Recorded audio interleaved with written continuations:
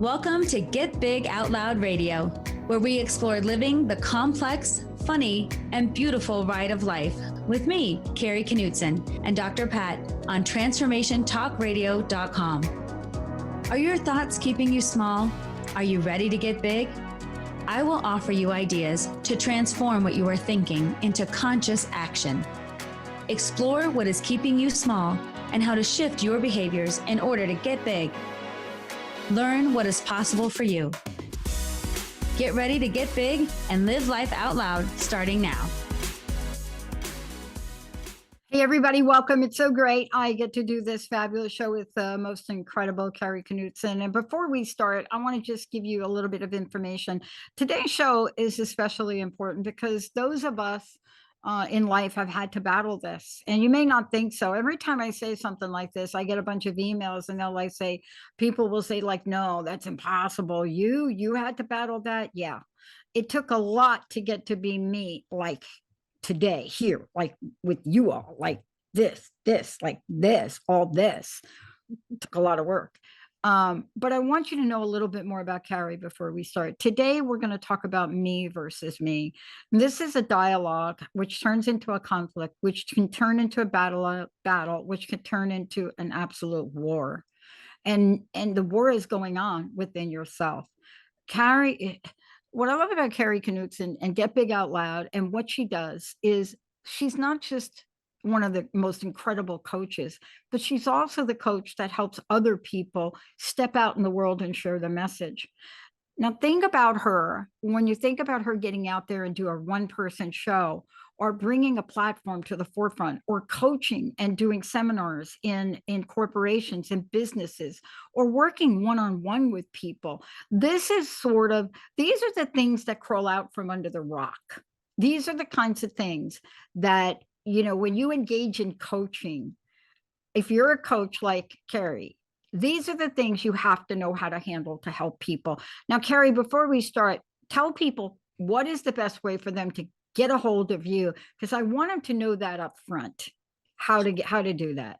Sure. You can find me at KnutsonSpeaks.com. It's KNUTSON speaks.com. And there's information on how to contact me, my presentations, my show, my coaching.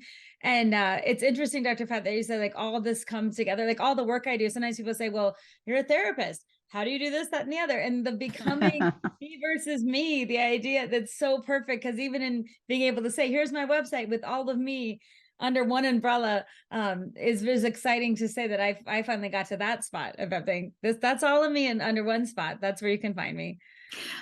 And I love it. This topic today is something that I find extremely personal for a situation I'm in.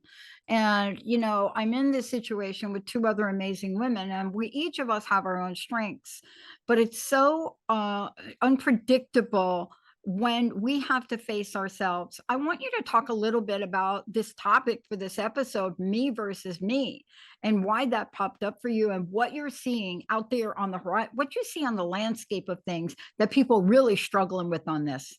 Yeah, well, I picked me versus me this month because I always think about things that are going on in my life that I can relate to or that I'm thinking about or pondering.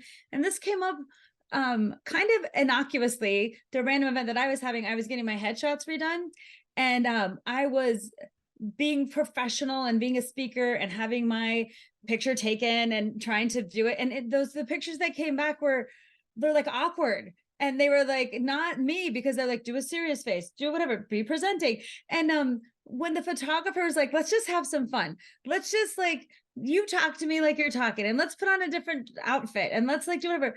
And the juxtaposition of those pictures was shocking to me, just to see myself being freely me versus where I thought I had to be. So this topic today, I kept thinking about like, ooh, what do I show up when I'm doing the perceived version of who I'm supposed to be versus when I'm showing up as fully embodied, authentic me. And the pictures were such a juxtaposition of that I thought, how are we doing that in our lives? Because a lot of times when I work with people, I see it's the conflict of who they are in the moment versus who they want to be, who people told them they have to be versus who they can be. And I think we all have that conflict in our lives at some point, me versus in small ways or big ways. But I did think it was an interesting topic to kind of delve deeper in today, because I think it touches a lot of people in a significant way at some part in their lives. Yeah, and I'm going to say this because, and I'm not really, we're not going to talk about it today, but the movie Barbie had people really looking at me versus me, and it's, I can't even talk about the movie because you can't even describe it. But one of the things I want to say about it's not what you think. If you even grew up with like hearing like Barbie or Barbie doll, this is not the movie that you're going to go see. You're going to see something so contemporary, so many versions of me versus me throughout the movie. That is one of the primary factors in this, is Barbie herself, and then all of the Barbies and all of the Kens having this battle of me versus me. Now, I'm pretty sure you didn't think of the Barbie when you did this, but of course you knew I would bring something like that to the table, didn't you? Up.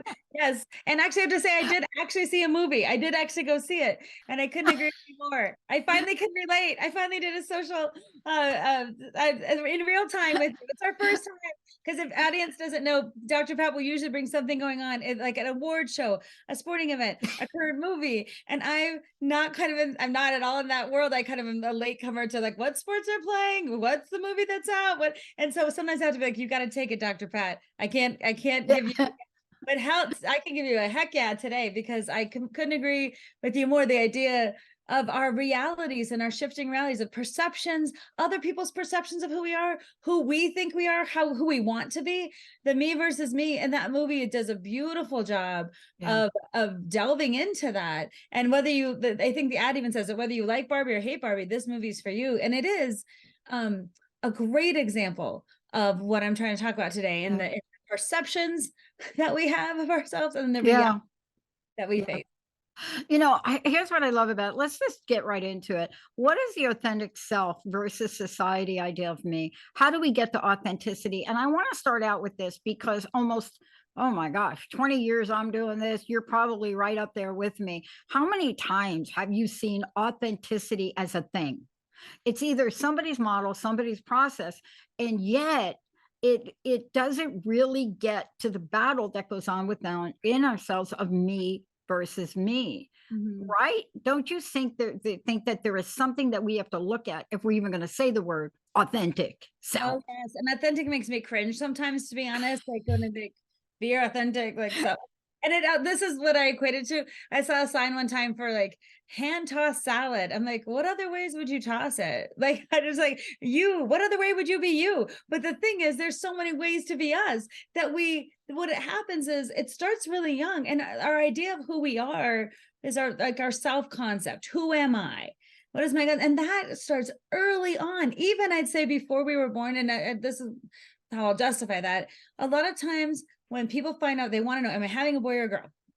And then if they find out the gender, they put a name to it, and then they put the name to it. And then there's these expectations. I'm having a boy, so therefore these things are true. I'm having a girl, so therefore we started before we're born with our gender identity is a huge marker for things that will happen to us, or how we'll be dressed, things that we will be able to do or not do, things that it's before we're even born that's put on us. And then when we're born, the ideas and again, a lot is based on gender to start with.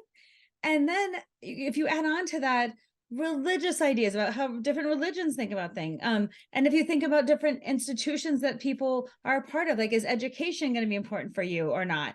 What's a priority for you? What's a value system for you? It can be based on religious identity. It can be based on family identity, social things. So we get those put on us.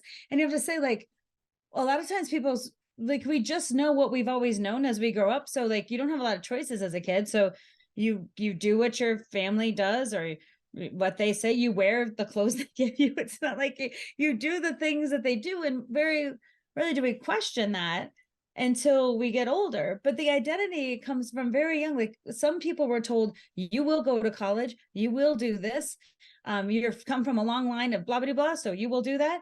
And or there's a family business, you're going to be part of that. Or other families, and this shows my own bias. I was so shocked. For a while I worked with first generation college students, and I could not get over the barriers that they had to face in terms of their own communities not thinking they should go to college. Like, who are you to go? Like, the totally different attitude of like, you better go, to who are you to go, was shocking for me. But again, I Yeah, think that's what I grew up with, though. I grew up with that. And if it wasn't for my stepmother at one of these family where they decide what you're going to be when you grow up, and my stepmother jumping in and saying, no, she's not. I mean, if it wasn't for that moment, and that was a pivotal moment that I never forgot that. And it helped shape the person that I later became. But what you're talking about is you're talking about these things that other people expect us to do. You and I walked away from positions and jobs that most people would say, are you crazy? Are you crazy? Your higher education master's degree? Your administrator, amazing job at what? Harvard Medical School? Mhm. What did you do, Carrie? What, Pat, corporate executive? What did you do? What, you had a temper tantrum meltdown? What did you do? Right? But when you look back, you knew exactly what you were doing. Right, but and this is what you're saying, and I'll get into that story in a little bit. But the idea is like through our lives, right? What did you do? What are you're this is not what's expected of you. Or someone coming in, like you're saying, say, no, there's a different way. And that whole idea of our self-concept, sometimes it's hard to know internally, like what's true for me when all the noise and the loudness of life comes from external sources, advertising, marketing, anything external, and including like our like schools and families and religious institutions, everything else, like piled on from a young age, makes it hard to sort out what do I know is true for me. That's why authenticity is kind of hard, because like, who am I? And what do I believe and what do I think without the pressure of this external things, or without the, I'd say, the demeaning nature of sometimes too, like you can't do things because XYZ, of like I remember once in middle school, I wanted to take a camera class where you could use a video camera for the first time. And this was in the 80s. So the cameras were on your shoulder and they're big. Yeah. It said for boys only. And I remember thinking, like, why do boys get to learn how to use a video camera? And then I went to the minister and I'm like, why does this say for boys? And I'm like, well, that it's heavy equipment. We're worried that the girls can't carry the heavy equipment. I remember thinking, like, you're serious? Like, you're telling me a girl can't carry a camera? And I just remember being like blown away that that was someone's perception of girls. And I went and fought it and I got in the camera class because I'm like, that's not right. But I don't think the person did it with malice. I think they're like, oh, this is heavy, girls don't do that. It's their conditioning, right? So it takes someone to say like, hey, let's think about that thought. Is that valid? Is that true? Is it right? Is it acceptable anymore? Like things have to change with time. But in my life, I think I've come up to situations like, is that true for me? Like even another quick example, and when I wanted to go to college, my dad's like, you know how much it costs to go to the college you want to go to? And he's like, do you know what we do for a living? So these things don't match. We can't help you. You mean you can try, and we want you to go, but we can't help you. I'm like, I'm going to that school and you're not going to stop me. And I don't care about money and I'm making it happen. But I remember thinking, you know what we do for a living. So his even money limitations on me. And one time I remember he said, well, honey, you'll never be rich, but you'll always be happy. And I think that's another, so I should never be rich because that conflates with happiness. And am I worthy enough to go to an expensive college because we're kind of poor? Like, and again, that self-concept is what's my worth? What's my value? What can I do? What can't? But it's competing with all these external things. So that's why it's hard to get to authenticity. And that's why it's a struggle for a lot of us. And part of it, Carrie, is, I mean, if you're even involved in athletics, or like you're talking about, there's another layer of this. And the other layer of this that you go through is, if you're somebody like me that plays a sport like table tennis, and I'm back in New Jersey playing at the club that I played in when I won the championships here. And, I remember I'm reflecting on the first time that I entered something other than a women's event, because I wanted to play a tournament with men. And they didn't have like blah, blah, blah, open, right? They do now. And so women had to play in the women's events, men played in the men's events. And what a stink that caused here in New Jersey in this club when I refused not to bow out of a men's double event. Now, my other partner was a man. They say play in the mixed. And I said, I don't want to play in the mixed, I want to play in the men's. And they're like, okay, you play in the women's. I was like, I don't know, I want to play in the men's. I want to play against men. I want to compete with men. Mhm. And I didn't understand it was a thing, and it really caused a situation, and they had to let me play. Now, I will tell you, we took away second place in the men's doubles. And that was probably why they didn't want us to play. But I mean, when you're thinking about this, Kari, what do you think the greatest challenges we face? We, as we face when we face ourselves. What are the greatest challenges we face? Oh, it's such a good question because it's ripe with like everyone and anyone listening right now is like probably shouting out their own answer in their head, right? The greatest issue we face though is our own blocks, right? Like, and the idea of like, I feel like what happens is when we're confronted with a situation, what comes up is we we can't be ourselves because we react first to that conditioning. Like, who am I to? Almost the first question is, well, who am I to? Or who is who's going to judge me because of it? Or what if I fail? Or what if this doesn't work out? Or no one else has done this. So there's a lot of things that are competing. But what I'd say the biggest thing is it's that internal voice that says, I know what's right and what I want to do. And then the immediate pushback, which usually keeps people from keeping that forward momentum because it's a lot of competing factors. And sometimes it's even unconscious. Sometimes it's just even unconscious. Like, I'll give you just a quick example of this idea. I remember when I was growing up, my mom said, she told me, she was like, I knew that I had three choices when I grew up. I could be a nun, a nurse, or get married. And that's what she said, right? And then for me, like, where did those be? No one ever overtly probably said, here are your three choices, but she just knew it. She also knew she'd change her name if she got married. She also knew that she'd probably have kids if she ever, like, these are things that are planned out, right? One generation later, I'm thinking I am unlimited in what I think I'll do when I graduate. But I'm like, where did I get that sense? And also when I chose to get married, like, I'm not changing my name. That's who I am. But I think about those first women who said, do we have to change our name? I think of those first women who said, do we have to be a nurse, a nun, or a wife? Huh? Like, I'm on the backs of those people, right? That someone had to have courage to go past that initial pushback and then push forward to make progress. And that's where me versus me. We know what's right, but we can't because we know we want to, but this won't happen. We know, we hope, we wish, we dream, but blah blah blah. And again, it's I call it like that. You know something to be true, and it's like a small tiny flame that's right here. And most people, what they do before, instead of like protecting the flame, honoring the flame, they're like this. They're like, oh, that thing, that will never work. I can't because, and they just blow it out. So sometimes we're our own worst enemy because again, it's coming in. It comes in strongly, and it's hard to protect those little things that are precious to us. Now, look, I want to talk about something that really is so in line with this. There are times when me versus me, but there are times when we have to have, like Susan Dene would say, a growth spurt. And what I mean by this is we're not talking about moments in your life when you're asked to step out of your comfort zone, especially if you have to fight for something in your life.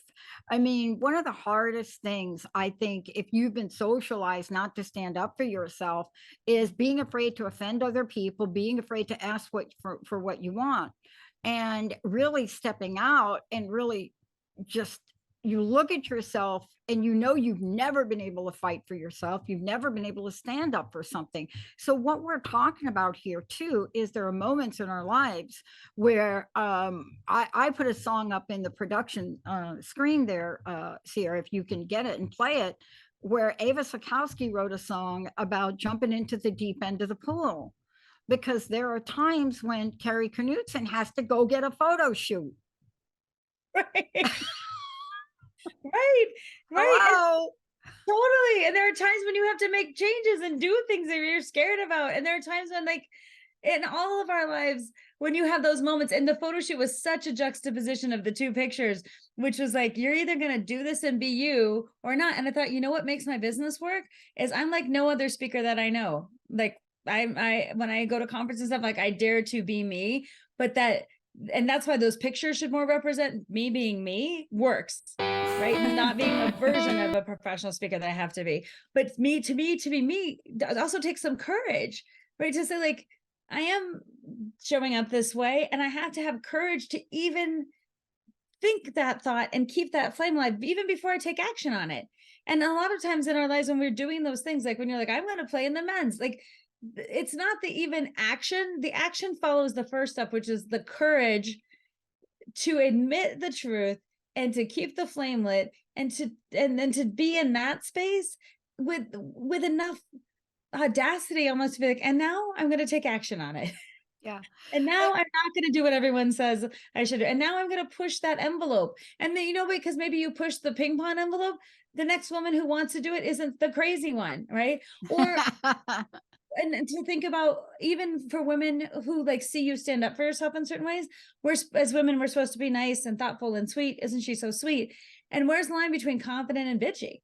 Right? Like, oh, that person, she's Right. and how do we categorize men doing the same behavior in different ways as women?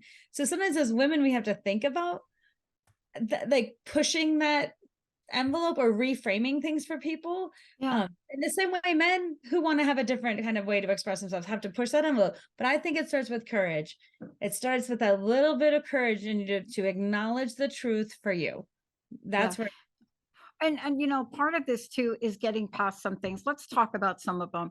One of the things that I know comes up a lot is around expectations. And there's a phrase called unrealistic expectations, which is very confusing for me sometimes. I want to break a couple of these things down. Um, I was talking to Linda over the weekend, and without going into a lot of detail, I said, Linda, you know what the definition of insanity is? It's doing the same thing over and over and over again and expecting a different result. And that comes up a lot when it's me versus me. Now, if you want a different result, you have to change something. Yes. You have to change something on the inside, and 99.9% of the time, you have to change something on the outside.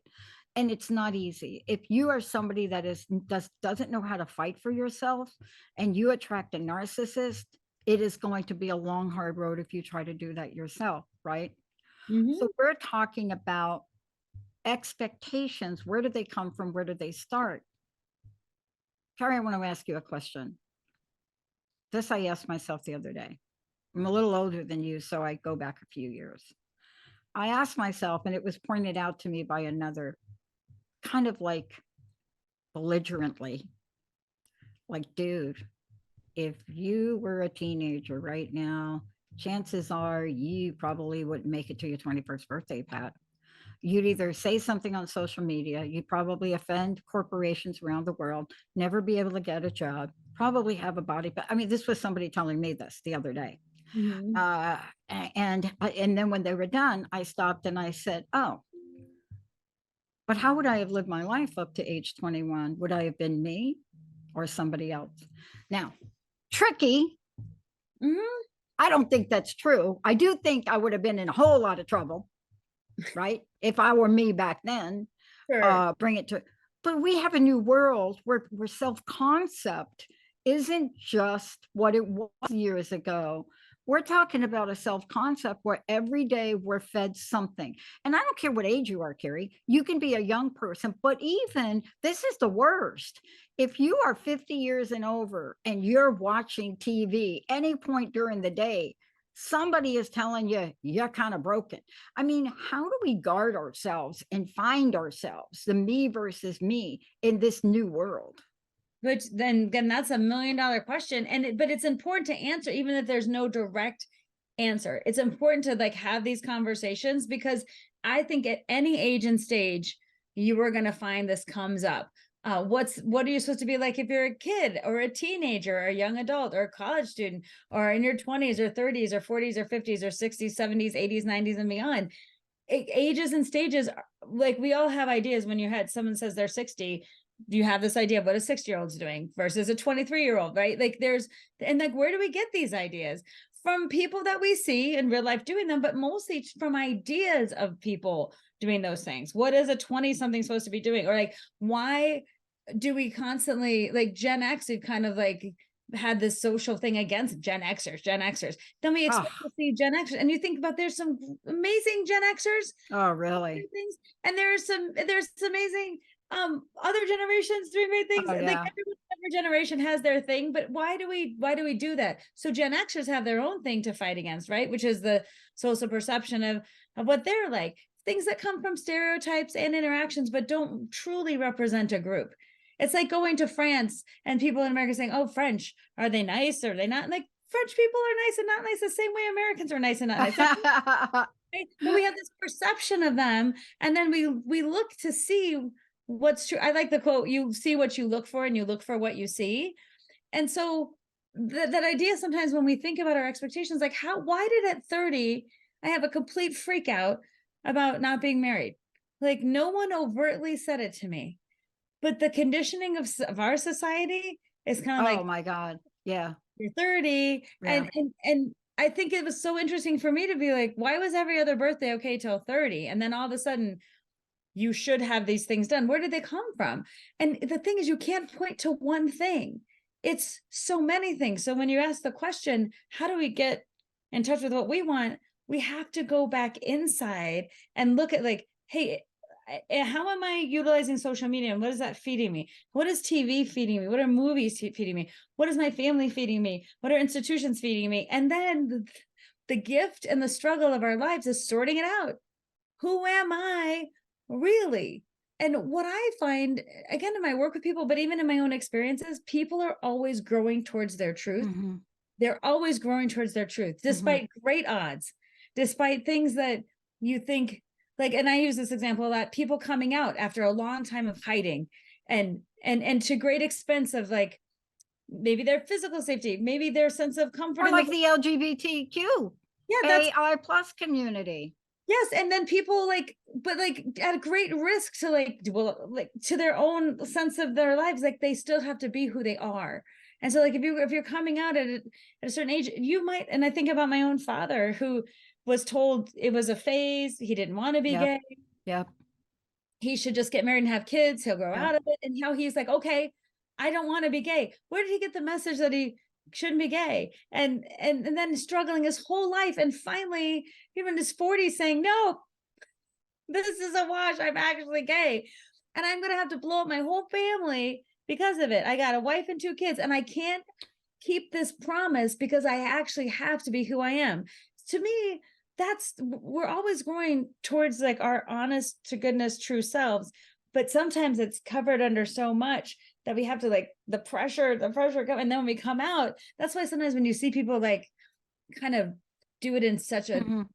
I don't know, in such a big way, like, sometimes people are like, I gotta be me at the expense of you, and you've always judged me. Like, you see a lot of But anger. it's not an easy journey. What you're pointing out, I love that you're bringing this up. We're going to take a short break and we come back. We're going to talk about this more.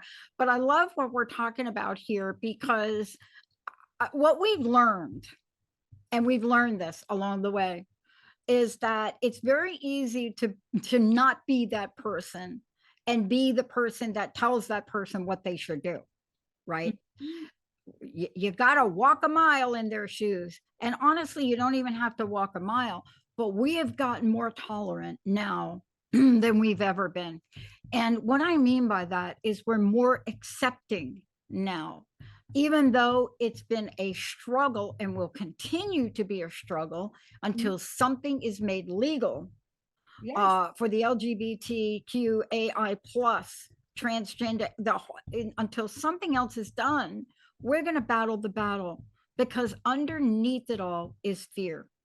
When we come back, me versus me, the fear ultimatum we'll talk about. Can we learn from Gal Gadot and Margot Robbie?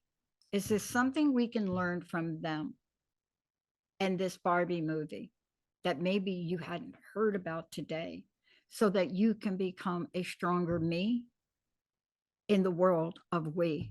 Stay tuned. Let's take a short break. We'll be right back.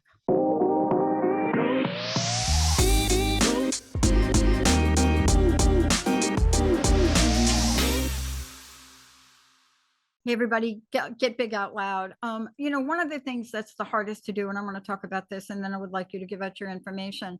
Kari Knutson is the host of this show, but she's an amazing coach, and she helps people all over the world show up as they want to show up.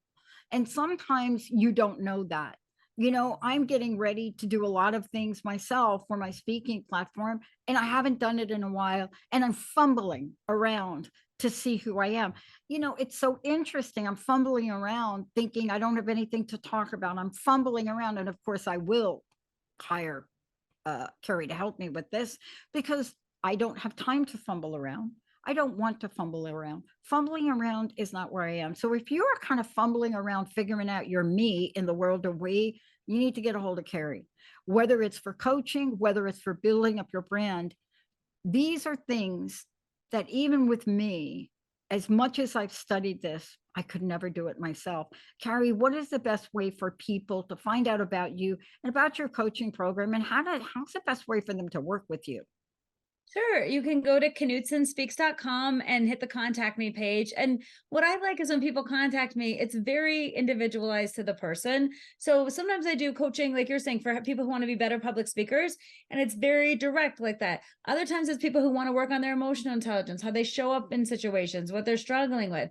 And so there's more that personal coaching. And sometimes I work with teams in coaching, teams that are maybe having a dysfunction or want to work better together or want to elevate what they're doing. So we do group coaching around that. So what I love is that each group or person that contacts me for a different thing, I try to bring the best of my skill set to that situation. And like you said, Dr. Pat, like we're always growing. I didn't offer coaching to be a public speaker until I been speaking for like 10 years and like do about 100 gigs a year. I always take notes on what I'm doing. I take notes on other people, and I'm constantly trying to improve myself in that process. And my goal too is to help other people be better speakers. The world needs better speakers, right? And we all get into some kind of imposter syndrome, like, well, who am I to talk on that? Or how can I do it? How can I be effective? And the thing is, it's an art, not a total science. And working with someone together on it is usually, like you say, I don't want to fumble around. I want to know what you know to make myself better. And then my goal is like, I want to make you better. Like, how can we work together? And it's interesting what you say too, around when we try new things, that fumbling around idea too, like, can I do something new now? Yeah. Can I try something different? Sometimes Yeah. limiting expectation. Do I see myself as a speaker? Because sometimes when we label ourselves, especially me, therapist, that's, and then to say speaker, performer, coach was a lot of, and now entrepreneur, even that still like makes me like, I don't know why I'm resistant to that, because I don't Yeah. believe, right? But in ages and stages of our lives, we all have different, if people put certain titles on you or change it, like we have to contend with that version of ourselves. Am I really that person? Like, you probably are so confident and comfortable saying you run a network and you're a host and you are an entrepreneur at the highest level, right? But when you say like, and I want to go more speaking, but I'm like, do I have anything to say?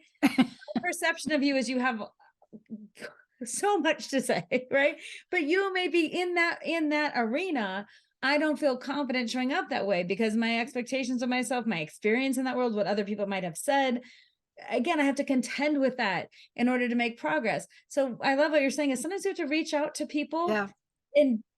and help them, reach out to people who like help them see what we want to be, but also be seen in their eyes. So like I can see you and hold you in that space in a different way, maybe than someone from your family or Yeah. another colleague at the radio station, right? Like, Yeah. so Yeah. that's why it's important to think about who you connect with too, because sometimes you can be seen through someone else's eyes as your potential. And that's why working with a coach sometimes can be so great, because I think that as coaches, we hold space for people to get where they want to be. I love talking about this because this really leads me to the other part of this. A lot of times we are afraid to hire people, and especially I heard this a week ago. Someone made a comment to me about working with another woman, and I mean, I didn't. There was no reason for me to comment on it then, but I thought about it, and I said, look. I know with the launch of our women's channel, we're doing that for a reason. We are coming out of the gate first with that because I have been helped by both men and women, but I have been extremely helped by women early on in my life, early on in my career. My stepmom and walking up. And by the way, yes, we had three choices, but mine wasn't nurse. It was married and we'd go to secretarial school. And my stepmom intervened. So I had strong role models. The reason I love this is because we're seeing a new generation of support. I commented to you earlier, me versus we. The dialogue between Margot Robbie, who produced Barbie, who wasn't planning to be Barbie, and who was so wanting Gal Gadot, Wonder Woman, to play Barbie. And she went and explained why. And when you hear women of that stature comment and praise other women, it reminds us what we are capable of Mm. in supporting each other. And, when you think about this $1 billion plus success, it was based on an energy. Here's the energy. Mm. And the reason I'm sharing this is I want you all to be kind to your evaluation of your me. I want you to be kind in your evaluation of your me. It's hard. I grew up in a family where I was told, you're going to be fat just like your sister always. Okay. Thanks, Dad. But how many of you hear those comments? And I just want you to hold on to the antithesis of that, because that's what you do, Kari. So when you're talking about these two megastars, right? And first, Gal Gadot is praising Margot Robbie, and she says, I adore her. And she goes on and talks, Gal Gadot was number one, the first choice to play Barbie. And she goes on to talk about it. Margot is one of those women you just want to be friends with. She's funny, she's warm, she's smart, obviously talented. She brings so much to the table. I'd love to do anything with her. And then, you go on and you hear Margot Robbie, who could not get Gal Gadot and played the role herself. Here's what she had to embody. Gal Gadot is Barbie energy. That's what Margot Robbie said, because Gal Gadot is so impossibly beautiful. You don't hate her for being that, because she's so genuinely sincere. She's enthusiastic, kind, almost dorky, right before dork. And she goes on, and they go on to talk about when they started to cast for people, they say this is the energy that they look for in every actor. So you see, when you hear Gal Gadot talk about herself, you don't hear a lot of this. So the question for everybody out there is, you got to take the best and leave the rest if you're going to be on a true journey, a true authentic journey to me. And Kari, that's the most important thing of this. You have got to take the best and leave the rest in the world of social media. You do not need people telling you what you're not. How do Mm. we help people with that? Because if I had $1 for everybody that told me what I was not or what I was never going to be, I would be a billionaire. Yes. Well, and it's interesting because that messaging is a lot louder than the messaging that we get. Like, you can do it. Go ahead and try. It's okay. And it's hard because those other voices are out there, but at the expense of the louder, bigger, flashier voices, it's hard. And that's when we have to decide to take some control in our hands and do some deep work around. It's not as easy as just cutting off social media. It's not as just easy as like turning off your TV, although those things can be helpful. It can be good to do like an analysis of your feed and be like, what posts make me feel good about myself? What posts don't? When do I feel jealous? When do I feel judged? Why do I think these expectations, like, I just feel like for anything, you could do the obvious things like fashion and beauty and how you look, but even like how you clean your house. There are channels out there like cleanliness, how to clean, how to tidy. There are people vacation, like live your life as a nomad. And then if you're not, you're like, oh, I wish I could, but I'm not. So I'm failing, right? My dreams are dashed. Or some people like see that and like, oh, how exciting. I love to just vision what it'd be like. And I can still live in my world and appreciate it. So you have to ask yourself, when I'm looking at these things, is it feeding me? Like, is it feeding my curiosity or my interest? Is it positive, or do I feel a competition with it? Or do I feel judged when I'm done with this thing? Do I feel better or worse about who I am and how I show up? And again, it's easy to think about beauty and things like that, but I think it's for other things too. Like, people, I notice in my world a lot the difference between people who have kids and people who don't have kids, and the realities around making choices like, do we have kids, do we not? Like, what happens on Mother's Day for people who either have chosen not to have kids or can't have kids, or if had struggled infertility for whatever reason. Like, on days like that or moments like that, our idea of like, as a woman, do you have to be a mother in order to be seen as complete? And then what kind of messaging either reinforces that or makes you feel like there's still space for you? So that's in the way more complex world than like, this is what it means to be a woman at a certain age. No. So you have to ask yourself, is my feed helping me or not? Do that? Are the things I'm consuming helping or hurting? Are the people I'm with helping or hurting? And that's like I call it an internal audit. Yeah. Like, what And are the sources coming in? I'm going to audit them for like reality checks. And also, I would say, like, I don't know how to say this another way, but like, are things giving you hope, or are they making you feel dread? Are they making you want to rise to the occasion, or is it making you shrink away from, like, oh my God, I'll yeah, never be that, so I'm nothing? So yeah, you have to internally audit all the forces. Even I'll have to say, my grandma, who I love so much, she was like, her idea of you just meet someone and then you she didn't understand love. And then like, I want to wait for love. And when I was 30 and unmarried, she was very freaked out, like, what's going to happen to you? And even that idea of saying, Grandma, I know you're saying this from a place of love, but like, I don't want to marry him right now because I'm 30 and I still have a lot of value in me, and I have a lot of value in this relationship. And even understanding her perception of being like, because she probably get married in her 20s. yeah, Right. So I think internally auditing relationships, commentary, social media, yeah. other things can really help us kind of get clear on us, so that when we do engage with it, we're making conscious choices, not unconscious Yeah. choices. Now I'm going to flip the coin, because what I want to point out, I want to talk about men. This is not a conversation for just women, and I want to be very clear that Kari and I work with both men and women. And I want to just stay with the whole Barbie thing. If you don't think that the male actors that played in Barbie didn't get a lot of grief, even to this day, getting a lot of grief about the roles they played, think again. And so this is not just for women. Men have been socialized. It just goes just right along with everything we're talking about, applies to human beings, right? However you identify, we're talking about you. We're talking about the me around the we. It doesn't matter. You're not on your own planet, so you're going to interact.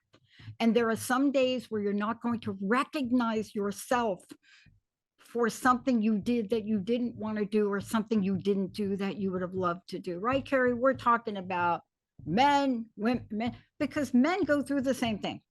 Oh yeah, I love how you said it's a human being issue. It's human, and it's good to take it out of gender. It's easy to identify gender stereotypes and roles and experiences, and it is important that you bring up the expectations around men that so perfectly get shown off in the Barbie movie. What does it mean to be a man is kind of reduced to like horses, Sylvester Stallone, muscle, right? But then you think that that's really limiting to men, because the men in my life are so fascinating and complex and interesting and loving and emotional and smart and so wildly diverse, right? But you're saying it's a human being issue. And when we think about the me versus me, it's human beings in their settings, and it's important to recognize all of us, however we show up, that me, as is reflected back out to society and back to us, is me, whatever gender expression I have of myself, is part of my humanness. And the human condition is, at the end of the day, what we're talking about. So I'm really glad you brought that up. Yeah, and I want to bring up this last point and have you talk about it. I just want you to erase the word age. Just erase it.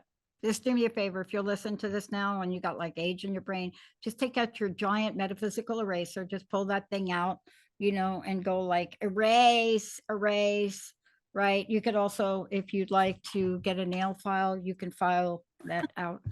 But I want you to erase it, because that is by itself one of the most stigmatized me versus me when it comes to age. Too young, too old, two in the middle. Oh yeah, it's never the right time. And you think, when is the right time? What is the perfect age to do anything? And I agree, the age is a huge for most of us when we limit ourselves because we're too one way or the other. And nobody ever says that's the exact right age. Even with potty training, even with getting off your passy or bottom, even for young kids, what's the perfect age? And like you said, it goes all the way through the end. And that's why I agree. If we could take that off and just, what would you do without the limits of age and expectation? How would you show up? A lot of us would be a lot freer to try things. Yeah. I mean, I want to ask you this question really to bring this all home. from where you sit, you coach a lot of people, you're in the world yourself. Tell us about the opportunities of exploring me with a capital M and a capital E. I think the opportunities, that's the kind of the core of all my work that I'm do is around how do we explore the true expression of ourselves, not in an ego way. And this is the thing I want to make specific. It's not in in service of our ego. It's about how can we be in service of others. So if you have a skill set and you want to do it, how can you do it in service of others? How can you use your gift to show up to be in the world that we're in, me in service of the we, not me in service of me. And that's when you get like, I should get to do what I want to do, to hell with what everyone else thinks and to hell with the consequences. I'm not talking about that. I'm talking about a much gentler and more realistic approach. Like, how can I be the best expression of who I am with my gifts and my talents, and know that with confidence, so that no matter what arena I'm stepping into, like, I don't have to be perfect to be really, really good. And I can explore some things in me as they come up in my ages and stages that are maybe new and exciting for me. And I don't have to do it at the expense of other people. I don't have to do it at the expense of other people. And I can indeed use my gifts to serve. And I think, again, we're all growing towards our freedom. We're all growing towards our best expression of ourselves. And we can detach from those societal, shoulds. Sometimes what I love in the work that I do is I feel like I get to see people come into their own and then bring that into the world, which is the gift of your gift is service, of being in service of your gift. You're here to do something. Let yourself do that thing. Yeah. I mean, that's why I ask you the question, because I want to invite people to ban second guessing as their first choice. See, we think we take our first choice. We take second guessing as our first choice, right? You know, everything from going out today and doing something you haven't done before, or doing a daily routine, or maybe you want to try a different yoga pose. I mean, there's so many things about this, but what would it be like? What would it be like for you if you could just practice being the me you are? Right. And that's part of the, what would it be like if you let yourself, if you gave yourself permission, and also if you, two things, if you were willing to try something new and willing to change. And those two things are so hard for people, because if you're trying something new, what if I'm not good? What will people say? I'm used to being competent in this area of my life. If I try something new, I won't be, or who am I now? Or I'm too old to, whatever. And that whole idea of like, newness is the first one of the obstacles, and then actually changing something. If I'm going to change, I actually have to change something, how I think, the actions that I take, what I say, if I'm really going to show up as a new version of me. And this is a little thing, but even for me, I used to say I'm a therapist who speaks. And I was so scared of saying I'm a professional speaker. I was so scared that the judgment wall was going to come down, like, no, you're not. There's no degree. And I can't tell you, like, I don't know where I thought it was going to come from, but it was, to me, I got to make a change in actually what I do, and I have to have the courage to do it. So it's a small thing, but I started to say, the next person who asks me what I do, I'm going to say, I'm a professional speaker and a therapist, and I'm going to just put it out there. And nobody else cares but me, but to me, that's me moving up in my consciousness of, I'm in a new space now. I'm claiming a new reality for myself, and I am directing it out into the world rather than waiting for the world to push it back at me. And that's where you see growth and opportunity, is if you can try something new and manage the change. Though that's how we grow. That's how we move forward. Yeah. There are times in our life where we think we've gotten over things. I play in a Tuesday night league here since I'm out here in Jersey helping Linda out. And I love being able to help my best friend out. And I played in a league on Tuesday night, and I'm very rusty, so I'm getting back. But Tuesday was my first time I actually even won a game. Like, imagine me not winning a game. Hello. But I won a game, and then I won a couple of matches, and then I lost the match by 1 point. And one of the young guys walks over to me, Phil, very nice guy, really just love playing with him. And he says, you play with strategy. I saw it in your face. I saw your face. I mean, you were watching like everything I was doing. And like, you know, you didn't hit the ball to the same place. And then you did this and then you did that. And I felt so exposed in that moment. And then I got over myself. We have to become comfortable in the world of we. Yes. See, Yes. that is an example. And also observe, like you're saying, comfortable, like other people observing us, commenting on it. Some people will say, yay, you did so great. Other people say, no, what do you think you're doing? And then again, the cycle starts again with the no, what are you doing? Who am I to? What did I think? We go back. So we have to be up for the challenge of being vulnerable and being exposed when someone is either like, hey, I saw you do that, and that's great. Or someone saying, I saw you do that, and what the hell were you thinking? Right? Be in that space and it all, to me, comes down to courage. You have to have courage to show up in that space regardless of the outcome. Because sometimes, like, you'll go and like you'll say, I won a few, I lost a few, it was okay. And other times you're like, I used to win everything and now I'm struggling. Or like, hey, I was struggling, now I'm really winning. Whatever is the story is the story. But having courage to show up in whatever space that is created for you and that you co-create is fascinating, because I think that's where can you stand in the face of the expectations of the we, and for better or for worse, can you? And so it sounds like in that moment you're like noticed yourself, and then you're like, I did. I could stay in this space. I could stay in this space. Yeah. I mean, honestly, he really did go on for about 5 or 6 or 7 or 8 minutes. I was just like, but I learned a lot about myself that I didn't see. And that's part we'll talk about in future shows. You know, what is the learning journey of life? Kari, thank you for today. I would love for you to share your personal message with us. And please let people know how they can work with you. If you're not out in the world speaking and you have a desire to speak, Kari Knutson. If you're wanting to be out in the world, period, and you're not sure how to be out there, Kari Knutson. How did people find out about you? And how can they watch some of the things you're up to? Well, I love that you frame it in this way, because when you're saying it, like, how can you work with me? And the title of our show is Get Big Out Loud. How can you work in different parts of your life to get big, express yourself, and do it in a way that you take up some space, right? That you can take up some space, but sharing your gift in the service of others. So I love that the whole thing ties together. So I'm at KnutsonSpeaks.com, and I'm actually redoing my website to put some more video clips of my speaking events. And I got a new Zazara, I got new headshots. So all these things are coming up. You're gonna see me. I'm gonna put some of the fun ones up there too. And I was like, because this is me. So you'll be able to see that. You can look at, there's stuff on YouTube and there's stuff on my website at KnutsonSpeaks.com.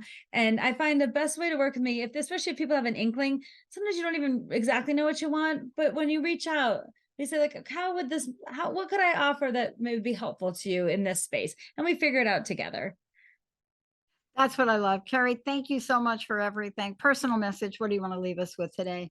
I want to leave you with the idea of me versus me and I love how you said me in the service of we. Like, we're all doing this together, and we think we're so unique in our struggles, but we're not. Everyone struggles with the expectations of them. And the world, though, does not benefit from you staying small in those spaces. If you're struggling with your authentic self and expressing that, or wanting to be more of who you are and show up in the world is actually waiting for that and needing that. So my message to you is, think about getting in that space where you can not only think about what it is you want to express, but cultivating courage to actually do something about it. And cultivating that courage kind of is a small internal thing. It's not loud. It's, how can I make a small step towards having courage? Maybe it's just acknowledging that thing. Maybe it's saying it to someone else.